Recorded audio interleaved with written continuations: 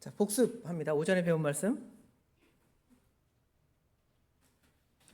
네 가지 오직을 오전에 배웠죠?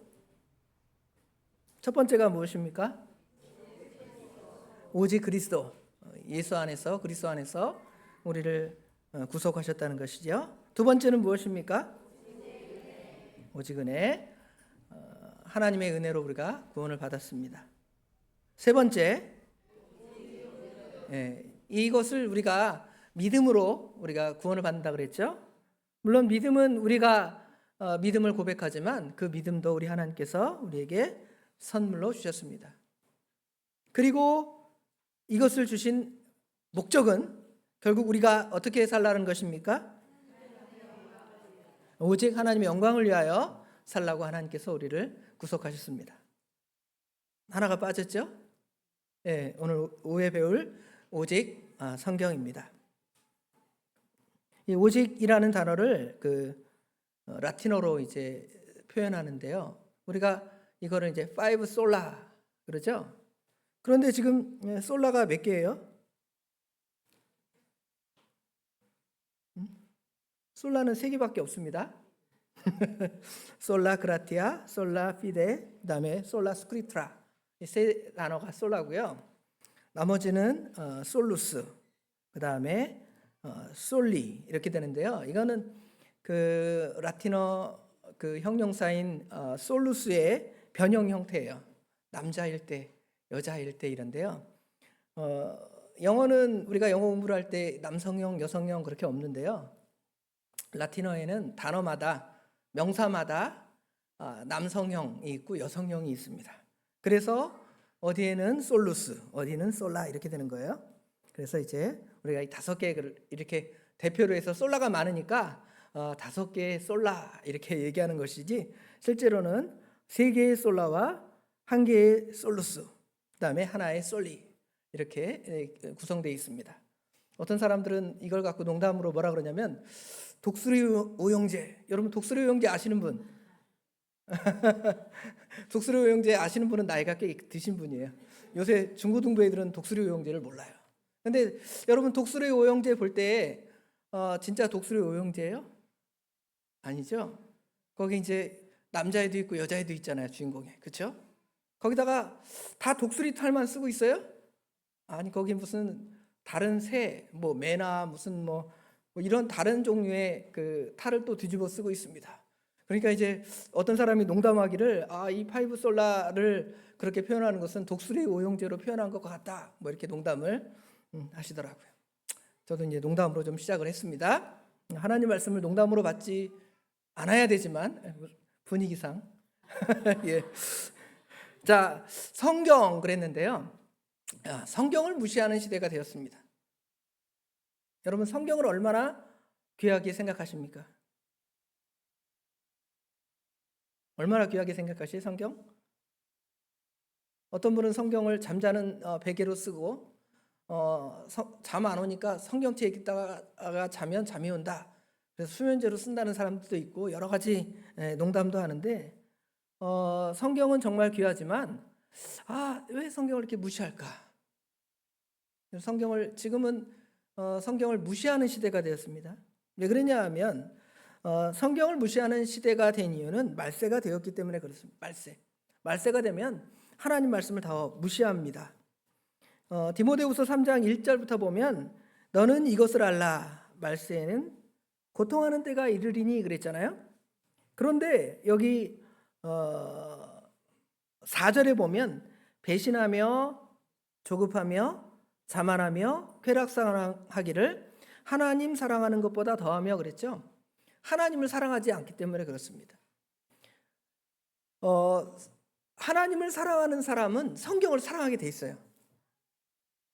왜냐하면 성경에 그 하나님의 사랑이 다 드러나 있고 성경 말씀이 우리에게 그 하나님의 사랑을 나타나 보여주었는데 하나님을 사랑하지 않으니까 당연히 하나님의 사랑을 드러낸 성경 말씀도 어떻게 하는 거예요? 사랑할 수가 없게 된 겁니다.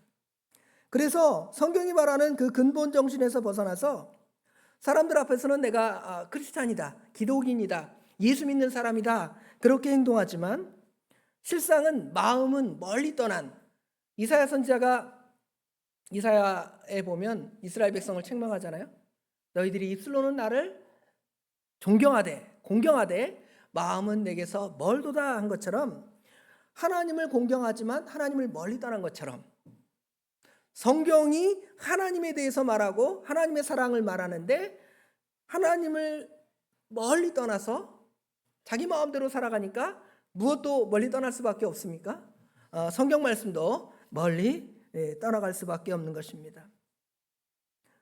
뿐만 아니라 오전에도 말씀드린 바와 같이 인간들은 타락해서 하나님과 멀어진 관계가 되었으므로 당연히 성경과도 멀어질 수밖에 없죠.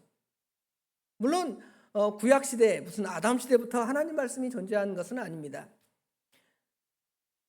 예수님께서 구속 사역을 완성하시고 예수님의 제자들이 신구약 성경을 다 완성하기 전까지는 하나님께서 하나님의 말씀을 다양한 형태로 우리에게 주셨습니다.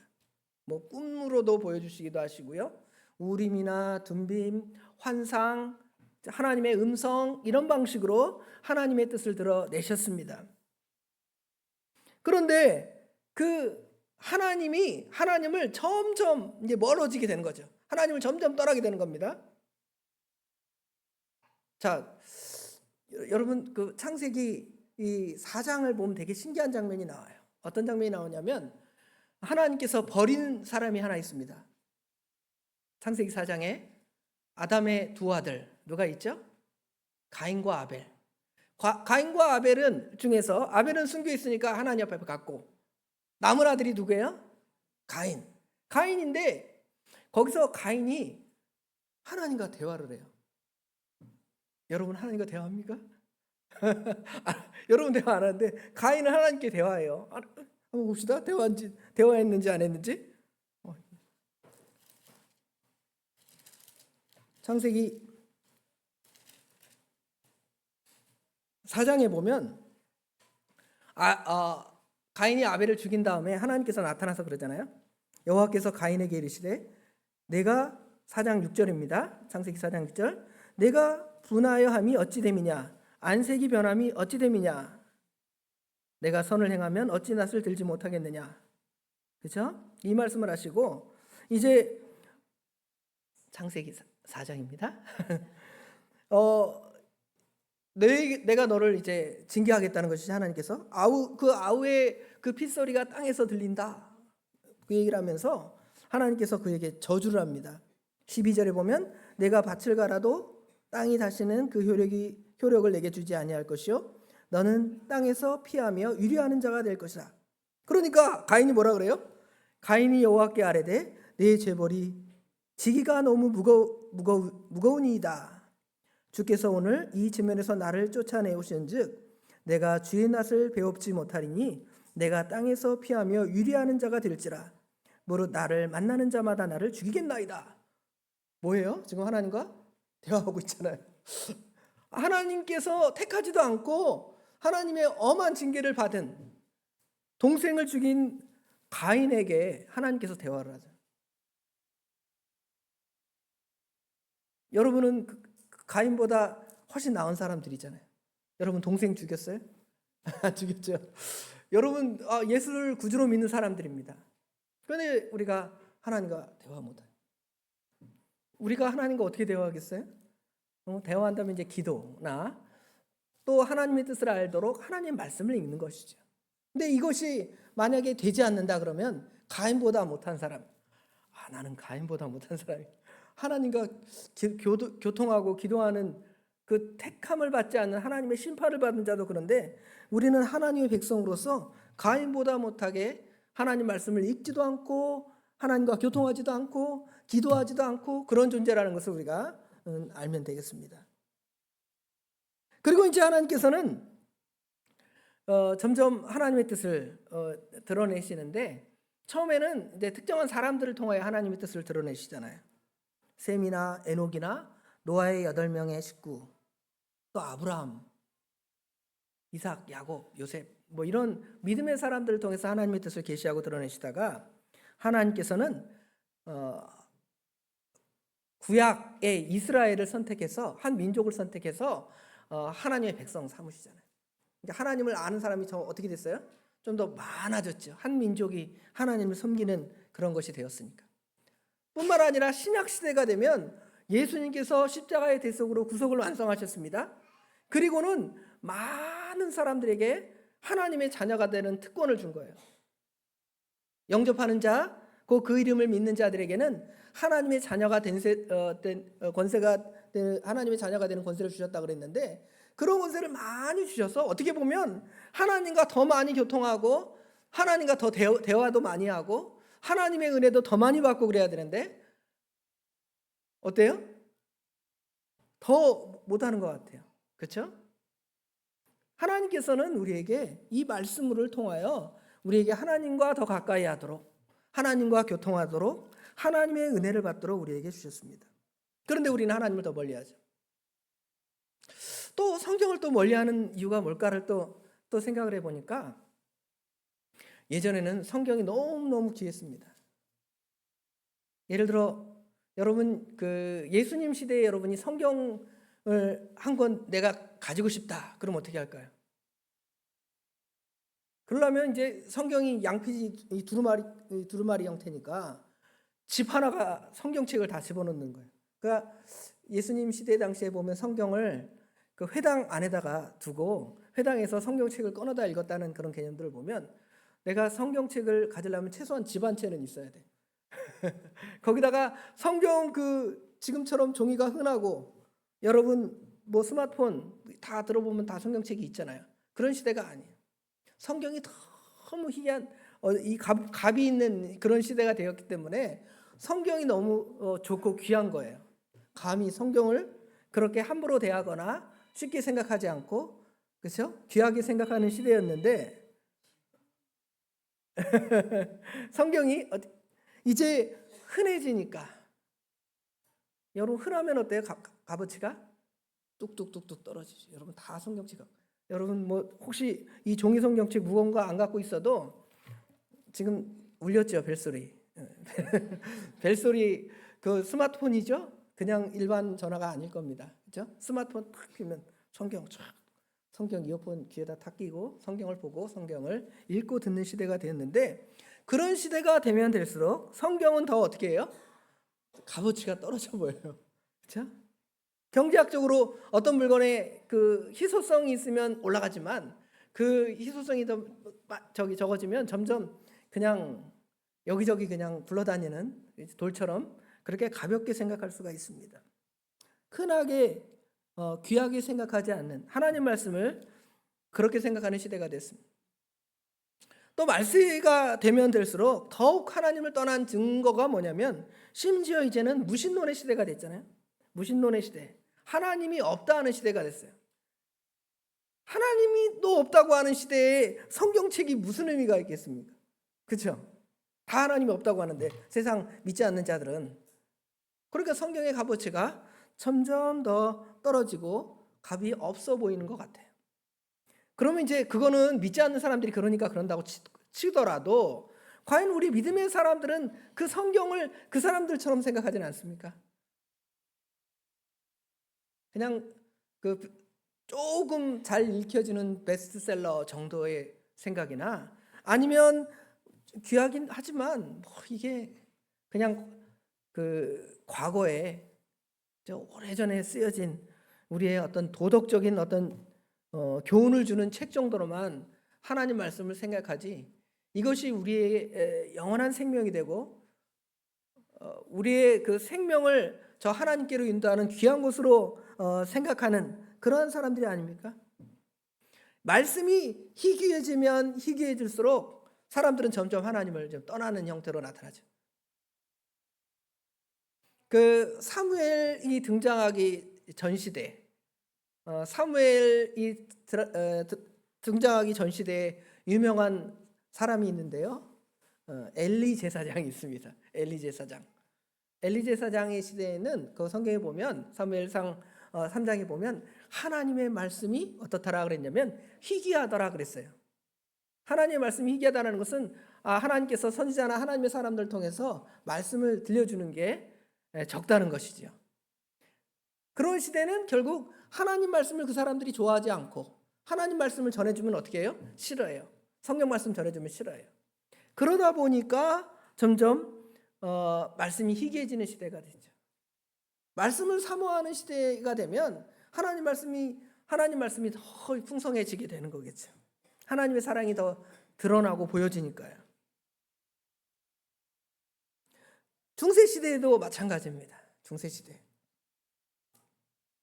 중세 시대에도 성경이 얼마나 그 사람들이 읽기 힘들었냐면 마치 여러분 우리 조선 시대를 생각하면 조선 시대에 책이 공부하는 사람들은 뭘로 공부를 하죠?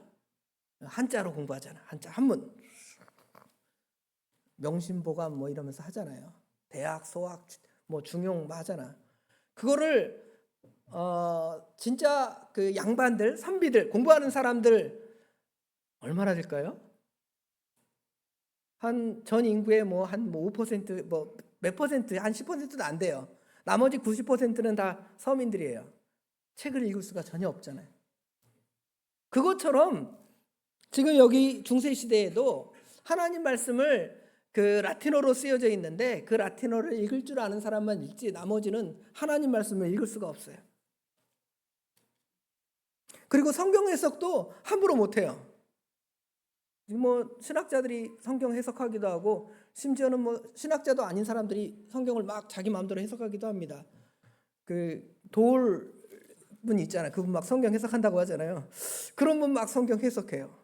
만약에 그분이 중세 시대에 태어나신 분이면 아마 화형을 당했을지도 몰라요. 그렇죠? 그런 시대입니다. 성경을 읽지도 못하고 성경을 해석하면 큰일 나는 시대가 된 거죠. 중세 천년 동안 그렇게 된 겁니다. 성경을 또 이제 당시의 언어로 번역을 예를 들어 영국에서는 영어로 번역하겠죠. 독일에서는 독일어로 번역하고 뭐 프랑스에서는 프랑스어로 이렇게 번역을 하겠죠. 그러면 어떻게 될까요? 아유, 모든 사람이 성경을 읽게 해줬으니까 감사합니다. 그러지 않고 그 성경 번역한 사람 잡아와. 그런 다음에 종교 재판을 해서 그 사람을 죽이는 거예요. 이렇게 하나님 말씀이 들려지거나 하나님 말씀이 익혀지는 것이 싫어하는 시대. 그런 시대가 되니까 하나님께서 그런 시대를 그냥 두시겠어요? 하나님이 징계하시겠죠. 징계하시는데 하나님께서 종교개혁을 통하여 이제 하나님 말씀이 이제 확 드러나게 하시죠. 르네상스 시대가 되면 그 아드 폰테스라고 라틴어인데 이것도 원전으로 돌아가자. 원전이라는 게 뭐냐면 옛날 글들, 그러니까 그 중세 이전의 시대의 글들, 중세 이전의 시대의 글들이라면 그 헬라, 그리스죠. 그리스 철학자들이 예를 들어 글을 썼다. 헬라어로 글을 썼다. 철학이나 뭐 어떤 모든 학문적인 글을 딱 썼는데 중세에는 뭐 헬라 철학, 신화와 이야기들 이런 것들 다 어떻게 해요? 싫어하고 오직 하나님 말씀만 읽어야지. 그런 것들 보면 안 돼. 이런 시대가 되었다가 이제 르네상스 시대가 되니까 야, 좀 옛날 글들 없을까? 아리스토텔레스의 글은 없을까? 플라톤의 글은 없을까? 소크라테스의 글은 없을까? 중세 이전의 글들 없을까? 그래서 찾아와서 읽은 거예요. 그것처럼 성경도 마찬가지예요. 성경도 그냥 저 사람들이 번역했는데 어떤 부분은 좀 부족한 부분이 있고 또 이제 걔들은 이제 뭐냐면 우리 성경을 몇 권이라 그래요? 어떤 사람은 성경 몇 권입니까? 그러면 성경 한 권이지 몇 권이에요? 뭐 이럴 수도 있습니다. 성경을 66권이라고 하는데 그 66권 플러스 외경이 또 있잖아요. 그 외경에 보면 전혀 성경적이지 않은 이야기를 막 있어요. 그렇죠? 그러다 보니까 그럼 원래 성경은 어땠을까? 그렇죠? 원래 성경 중세 이전의 성경은 어땠을까? 성경 66권이라고 하는데 그 성경은 어땠을까?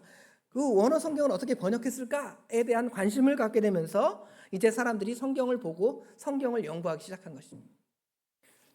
에라스무스라는 사람 여러분 아시죠? 에라스무스가 그 성경 신약을 헬라어로 번역을 했어요. 거꾸로. 원래 원래 성경은 헬라어로 돼 있고 그 다음에 라틴어나 다른 말로 번역해야 될 거 아니에요, 그렇죠? 그런데 헬라어 성경이 거의 막 사람들이 잘 안 보니까 성경은 어떻게 돼 있을까 궁금하니까 에라스무스가 우신예찬을 쓴 신학자라고 좀 표현하기도 그렇고 철학자 뭐 이런 사람들이겠죠. 그런 사람이 오히려 성경을 헬라어로 쫙 바꾸는 거예요. 원래 성경 찾으면 되지 왜 그걸 번역해요, 그렇죠?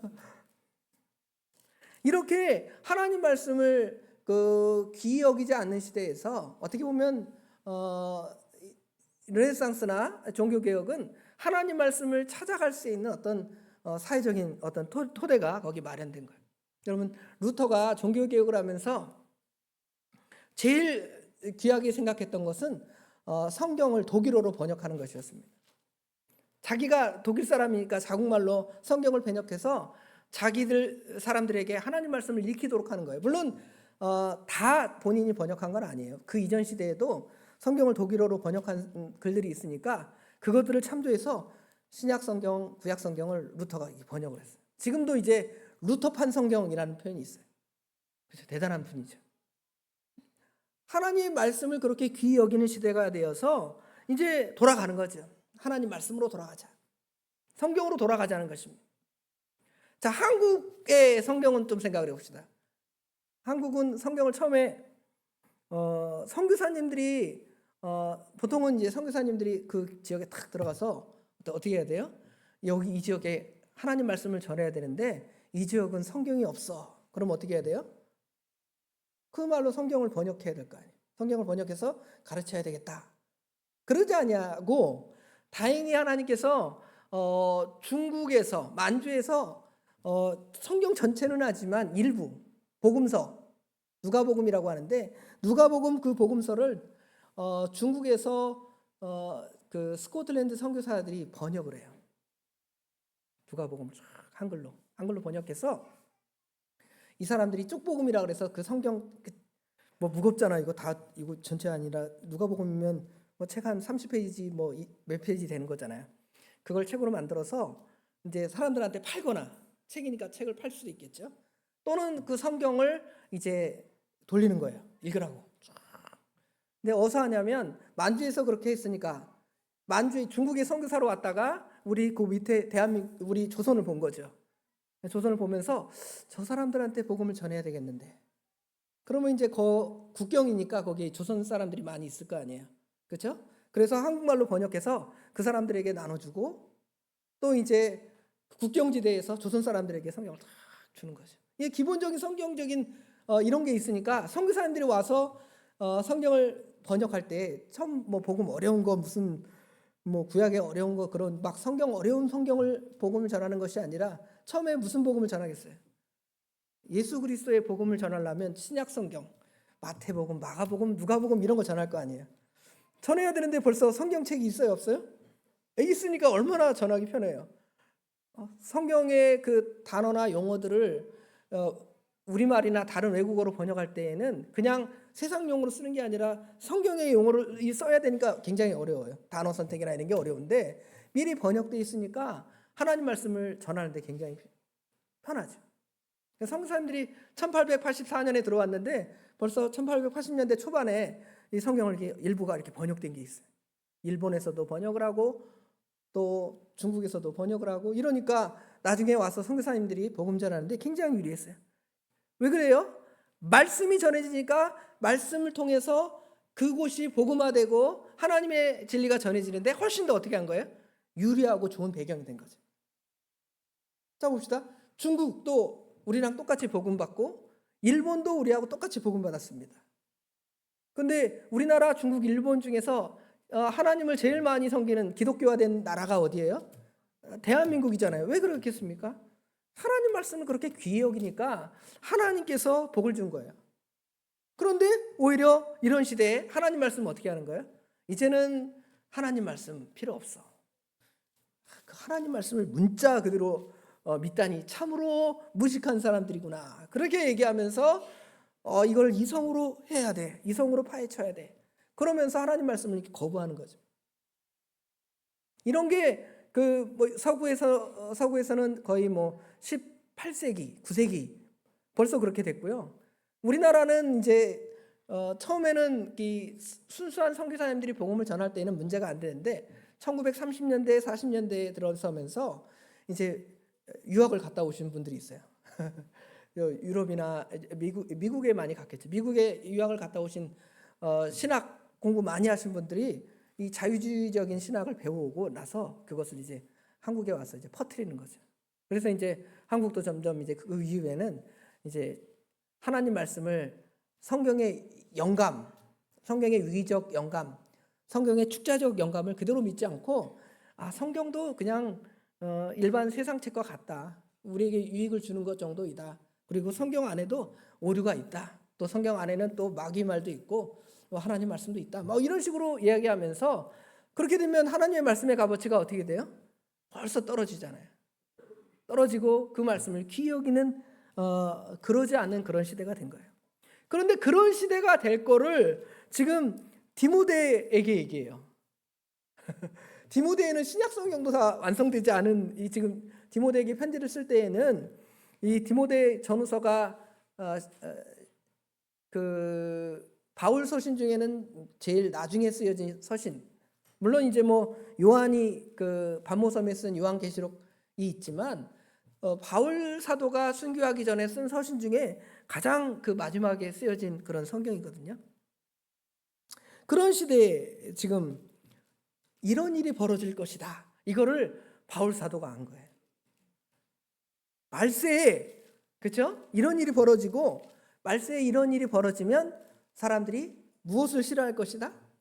성경 말씀을 싫어하고 성경 말씀을 좋아하지 않을 것이다.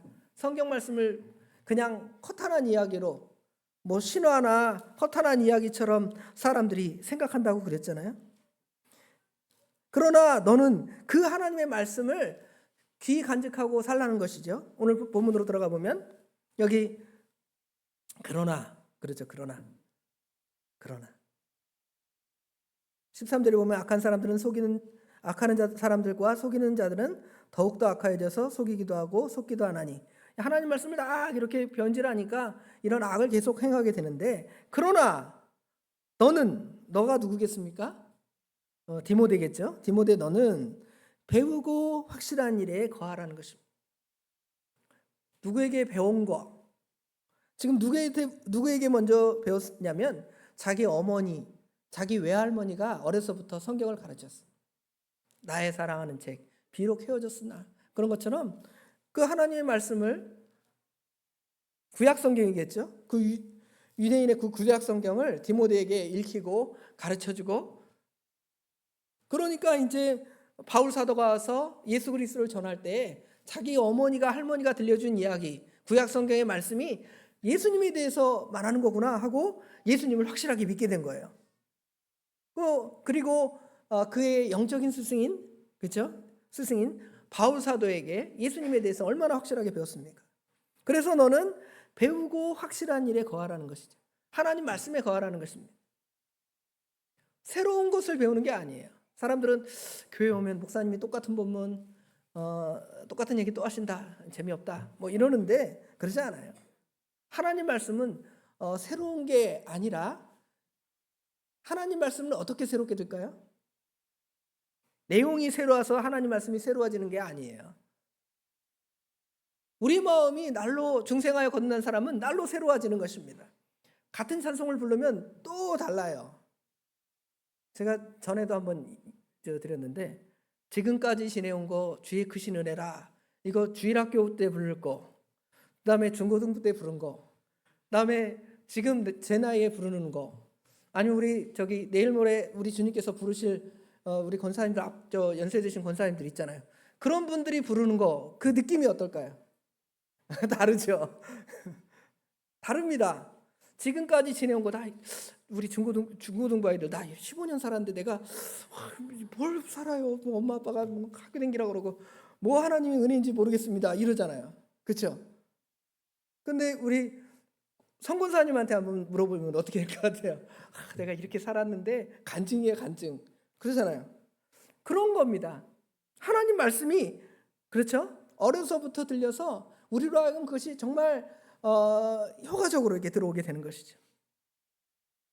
그 말씀 배운 거 아니에요? 계속 우리 믿음의 선진으로부터 배운 그거를 그 안에 살면서 그거 안에 거하라는 것입니다. 그 이유는 뭐냐면 성경은 16절, 15절에 보면 네가 어려서부터 성경을 알았나니. 어려서부터 성경을 알았죠? 여러분 어려서부터 성경 배웠죠? 네. 성경을 막 몇십 년 배우신 분도 계실 거예요. 근데 그 성경을 배웠는데 성경은 능히 너로 하여금 그리스도 예수 안에 있는 믿음으로 말미암아 구원에 이르는 지혜를 주신다는 거예요. 이 성경은 우리에게 구원을 줍니다. 그러면 성경이 여러분에게 구원을 준다라는 것은 오늘 오전에 배운 말씀 그 귀한 내용이 어디에 기록되어 있어요? 성경에 기록되어 있다는 거예요. 오직 은혜, 오직 믿음, 그렇죠?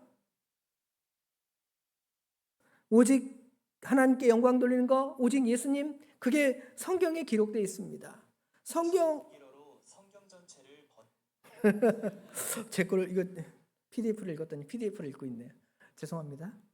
하나님 말씀을 그렇게 우리가 귀하게 생각해야 되는데 그러지 않는데 지금 이런 일이 벌어지게 됐는데 갑자기 이것 때문에 제가 말이 좀 꼬였습니다.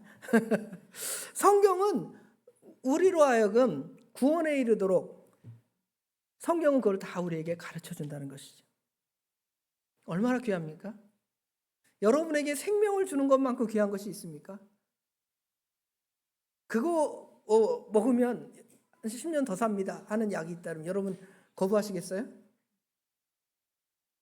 내가 주방이 들었는데 이거 먹으면 한 10년 더 산대요. 옛날 무슨 산삼뿌리 뭐 이런 거 먹으면 오래 산다 그랬잖아요. 그렇죠? 근데 하나님 말씀을 믿으면 그냥 우리 인생이 한 10년 더해지는 것이 아니라 뭐가 더해지는 거예요? 우리의 영원한 영생이 우리에게 주어지는 거예요. 그게 구원, 영생이라는 것이잖아요. 그 성경을 어려서부터 네가 알았고 그걸 배웠는데 그 안에 거하면서 그것을 좋아하라는 것이죠. 그것을 믿고 따라가라는 것이죠. 그것은 예수 안에 있는 믿음, 예수 그리스도를 믿는 믿음, 그것을 우리에게 심어주셔서 우리로 하여금 구원에 이르도록 자라게 한다는, 구원에 이르는 지혜를 주신다는 거예요. 여기 구원에 이른다 이 말은 그 성경 복음의 기본 진리가 성경에 있어서 그걸 믿으면 우리가 구원을 받는 거죠. 예를 들어 요한복음 3장 16절이나 오늘 배웠던 에베소서 2장 8절이나 이런 말씀은 우리에게 구원을 주잖아요. 그런데 여기 보니까 구원에 이르는 지혜가 있다. 이것은 또 구원에 이른다는 거예요. 이거는 이제 성경에서 구원을 표현할 때 중생이라는 그 한 스팟, 지점을 표현하기도 하지만 구원의 전체의 과정을 또 표현하기도 해요. 여러분이 예수 믿으면 구원받죠? 예? 구원받지만 여러분이 이제 정말 영육이 완전하게 영화되고 성화되고 완벽한 사람으로 서는 때는 언제냐면 여러분이 죽어서 우리 주님 앞에 설 때 그렇게 되는 거예요. 그렇죠? 그때까지 우리가 그 구원을 이루어가는 삶을 살아간다고 그러잖아요. 구원을 이루어간다. 예수 믿으면 구원을 받고 그 다음에 구원받은 성도가 천국 갈 때까지 구원에 이르는 삶, 구속받은 성도들이 그 구원받은 성도의 합당한 삶을 살아가는 그 원리가 이 성경 안에 있는 거예요. 두 가지 원리가 있는 거죠. 하나의 원리는 구원받는 원리, 구속받는 원리, 두 번째로는 구속받은 성도가 살아갈 원리, 이렇게 포함되어 있는 거예요. 십계명을 딱 보면 딱 드러나잖아요. 십계명, 여러분 구원받기 위해서 십계명을 지킵니까? 살인하지 말라, 간음하지 말라, 도둑질하지 말라 이래서 우리가 구원받습니까? 그게 아니에요. 나는 너를 애굽 땅 종되었던 곳에서 인도하여 낸 네 하나님 여호와로라. 하나님께서 이스라엘 백성을 출애굽시켜 구원해 주셨다는 거죠. 그럼 구원받은 성도가 가나안 땅에 이르는 것, 가나안이 상징하는 것은 우리가 천국에 가는 걸 상징해요. 물론 이제 영적인 천국만 우리가 생각하고 이 세상은 아무렇게나 살자 그게 아니라 이 세상도 천국을 맛보고 누리는 거. 우리 지난 수요일에 우리 전도사님 통해서 배웠잖아요. 그렇죠? 고기에 있는데 그거에 이르기 전에 우리의 삶이 그 저 천국의 우리 몸의 구속까지 영이 구원받은 것뿐만 아니라 이 우리 육체가 구원받은 성도로 완벽하게 될 때까지 성경이 우리에게 어떻게 살아야 할지를 가르쳐 주는 것이죠. 구원에 이르는 지혜를 우리에게 주십니다. 모든 성경은 하나님의 감동으로 된 것으로, 하나님의 말씀은 하나님의 감동으로 되어 있습니다. 세상 책도 어떤 훌륭한 책들이 그 저자의 그 어떤 영감이 그 안에 담겨져 있다 그러잖아요. 어떤 소설가의, 어떤 철학가의, 그렇죠? 그 사람의 그 혼과 영이 그 담겨져 있는 어떤 작품이다, 글이다 그러잖아요. 그런데 하나님의 말씀은 그런 어떤 인간 저자의 그런 어떤 영감을 담는 것 이상 하나님의 그 감동으로 이 말씀이 기록되어졌다는 것입니다. 하나님의 감동으로 되어졌다는 말은 바꾸어 말하면 하나님께서 말씀하신 거라는 거예요.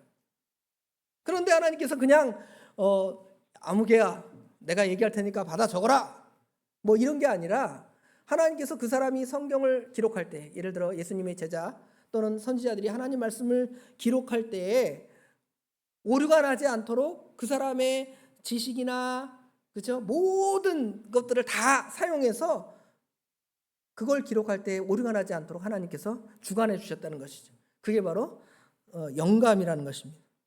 모든 성경은, 여기는 이제 1차적으로는 구약 성경을 말하지만 이제 우리가 신구약 성경 전체를 가지고 있는 우리는 신구약 성경 전체가 하나님의 감동으로 된 것으로 믿습니다. 그리고 그 하나님의 말씀은 우리로 하여금 교훈과 책망과 바르게 함과 의로 교육하기에 유익하니에요. 요새 그 교육이 문제라는 게 전인 교육이 안 된다 그러잖아요. 이 인포메이션 정보는 많이 준다는 거예요. 마치 우리가 그런 지식을 쌓는 것은 AI에다가 요새 챗GPT에다가 뭐 정보를 계속 주는 것과 같아요. 그래서 우리 아이들에게 뭐 물어보면 애들이 쫙 답하는 그런 지혜는 우리 아이들에게 있지만 이 아이들이 인격적으로 도덕적으로 다른 사람에게 어떻게 선하게 살아가야 할지는 전혀 교육하지 못합니다. 그래서 공부 잘하는 사람들이 사고치기도 하고 문제를 많이 일으키기도 하잖아요. 옛날에는 공부 못하고 동네에서 껄렁껄렁하게 다닌 그런 친구들이 동네에서 담배 피고 사고 쳤다 이러지만 요새 더 무서운 사람들은 어떤 사람들이에요? 진짜 똑똑하고 막 지식은 풍성하고 전교 1등하고 막 이런데 그런 애들이 사고 치면 더 무서워요. 더 범죄가 진흥화되고 더 사람들을 막 괴롭히고 뭐 이런 거 얼마나 무서운지 몰라요. 왜 그렇겠습니까? 그런 교육이 세상 교육에는 없잖아요. 세상에서는 점수 몇 점만 맞으면 돼요. 국영수 뭐 몇 점, 수능 시험 몇 점. 그래서 이제 어느 대학교에 들어갈 점수 땡. 그러고 이 사람들이 이런 영적인 교육들이 전혀 안 되고 도덕적인 교육들이 전혀 안 되니까 사회적으로도 문제가 되잖아요. 근데 하나님 말씀은 이런 교육을 통해서 우리 모든 사람에게 유익을 주는 거잖아요. 그래서 아이들 주일학교도 철저하게 보내고 중고등부도 보내주고 오늘 청년부 여기 있잖아요. 얼마나 감사해요. 다른 친구들 이제 세상으로 가겠습니다.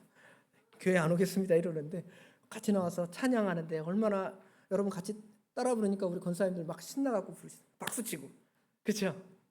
누가 그러니까? 우리 젊은 친구들이 그러니까. 어릴 때부터 이렇게 교육을 받았기 때문에 하나님 말씀으로 교육받았기 때문에 그게 가능한 거예요. 근데 그 성경을 무시하는 시대가 되니까 얼마나 안타깝습니까? 성경으로 돌아가고 성경으로 생명을 얻는 줄 알아야 돼요. 이런 사람들은 여기 17절에 보니까 이는 다 같이 읽어봅시다. 17절. 이는 하나님의 사람으로 온전하게 하며 모든 선한 일을 행할 능력을 갖추게 하려 함이라. 인격적으로 제일 훌륭한 사람이 어떤 사람이에요? 하나님 앞에 온전한 사람. 하나님 앞에 온전한 사람이니까 사람은 상관없이 무슨 도 닦는 사람처럼 생각하는 것이 아니라 하나님 앞에 온전한 사람들은 누구 앞에도 온전해요? 사람 앞에도 온전해요. 내가 착각할 수도 있습니다. 나는 하나님 앞에 경건하게 좋게 사는데 왜 사람들은 나를 싫어할까? 아니에요, 그거는. 그렇죠? 하나님이 진짜 좋아하는 사람들은 사람이 진짜 좋아하게 돼 있어요. 하나님의 사람으로 온전케 됩니다. 예수님을 닮아가고 하나님의 성품이 그 안에 있는 사람들, 그런 사람 누가 싫어하겠습니까? 싫어하는 사람 있습니까? 예수님은 제일 많이 닮아간 누가 있다, 여러분 주위에. 그분 싫어하는 사람 있어요?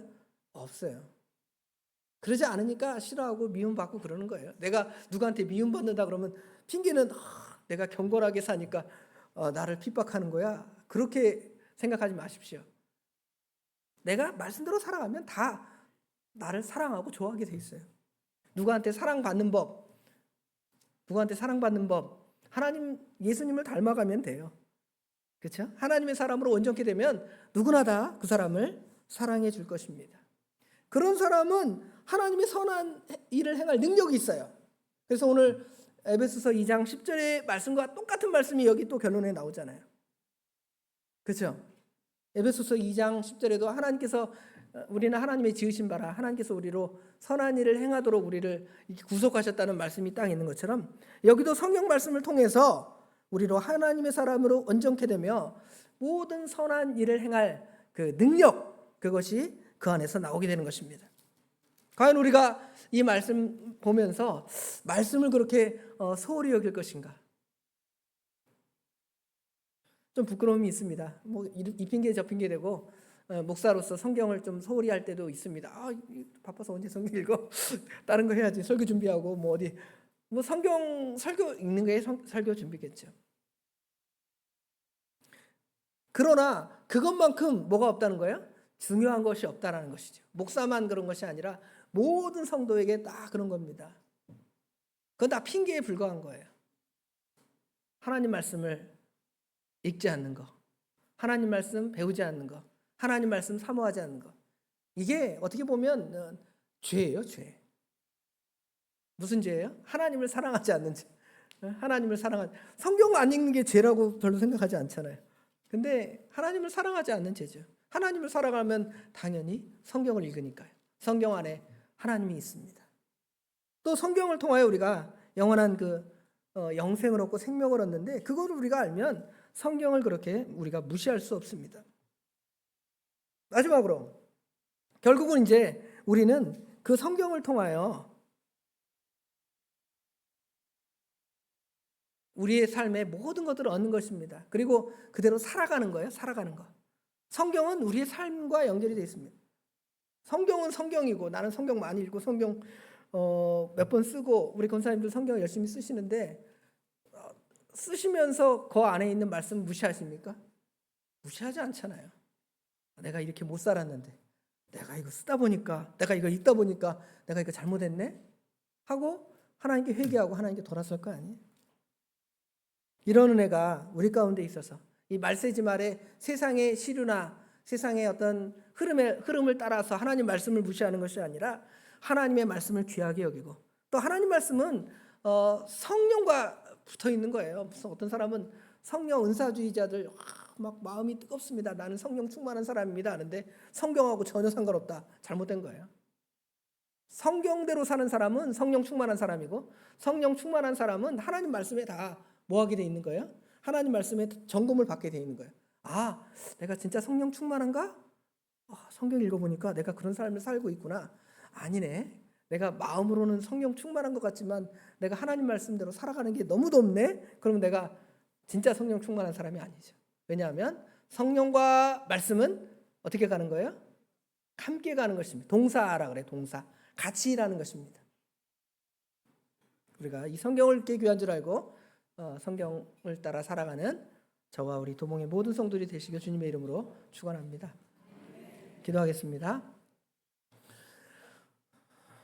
하나님께서 하나님의 선하신 뜻을 계신 하나님의 말씀을 통해 우리에게 주시고 우리로 하여금 그렇게 살아가기를 원하셨사오나 저희들은 그 하나님의 말씀을 무시하고 내 마음대로 살아가면서 하나님의 뜻대로 산다고 착각하고 하나님을 기쁘시게 하기보다는 내 마음대로 내 욕심대로 살아갔던 저희들을 이제 종교개혁 주일 또 하나님 말씀을 통하여 우리가 하나님 말씀을 어떻게 생각하고 그 하나님 말씀을 따라 어떻게 살아갈지를 배우게 하신 거 감사합니다. 이 말씀대로 살지 못한 죄를 용서하여 주셨고 이 말씀대로 살아서 하나님의 은혜가 우리 가운데 늘 풍성할 수 있도록 우리 하나님 도와주시옵소서. 모든 거 주님께 맡깁니다. 우리 주님께서 함께 하실 줄 믿사옵고 예수님의 이름으로 간절히 기도드리옵나이다. 아멘.